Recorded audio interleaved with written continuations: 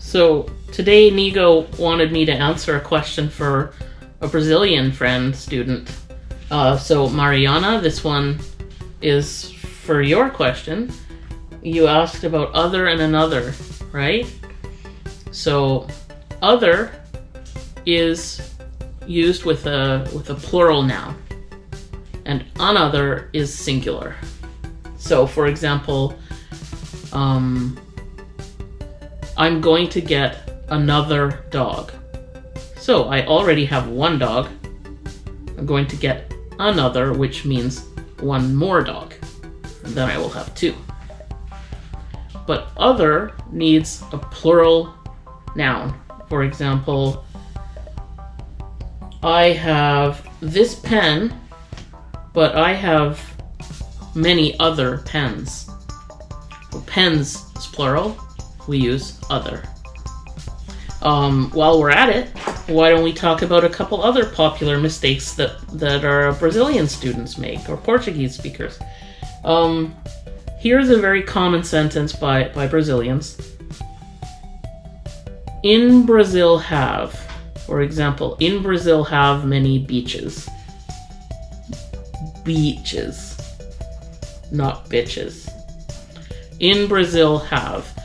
This structure is not possible in English.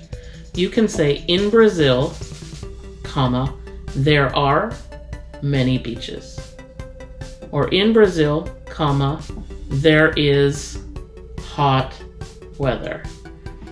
Or you can say, Brazil has many beaches, and Brazil has hot weather, but you cannot say Brazil have or in Brazil have.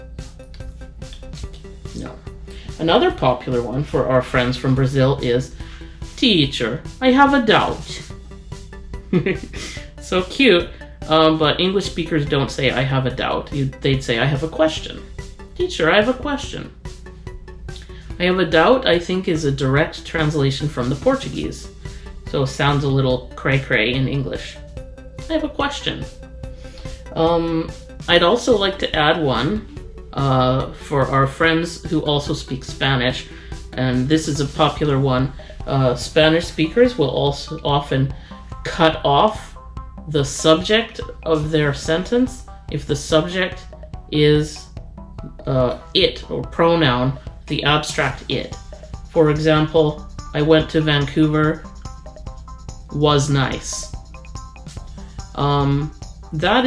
That should be two sentences. A lot of times Latin languages will write, I went to Vancouver, comma, was nice. That is one sentence and another sentence with no head stuck together with a comma.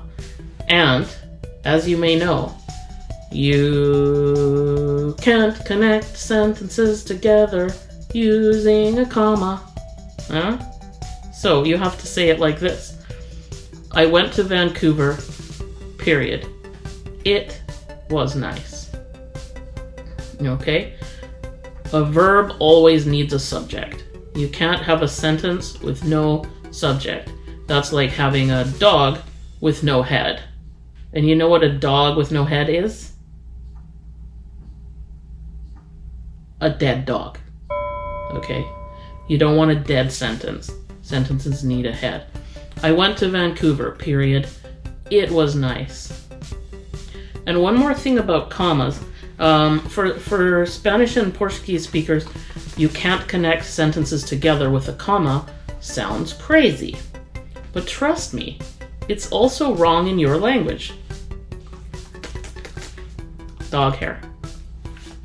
So, for example, if you have a structure that has a subject and a verb, that's going to be a sentence. So if you have a sentence and a sentence, you cannot stick them together using a comma. You will go to jail. You have to use some other kind of punctuation. For example, I went to Vancouver, comma, and it was beautiful. I went to Vancouver, comma, because it's beautiful. I went to Vancouver, comma, but it was boring. So you can connect sentences with and, because, but, and so. For example, there are more, but later. But you can't just put a comma and stick them together.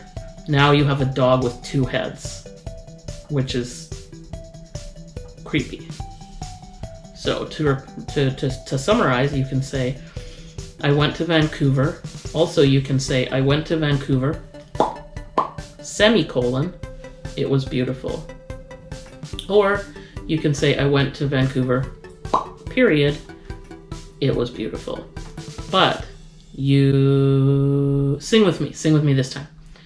You can't connect sentences together using a comma. Yeah? Good. Thanks for watching. Please subscribe if you don't mind. Click like, it helps a lot.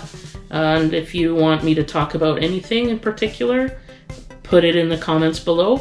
I'll read it and I might make a video for you and mention you. And thanks, love you all, next time.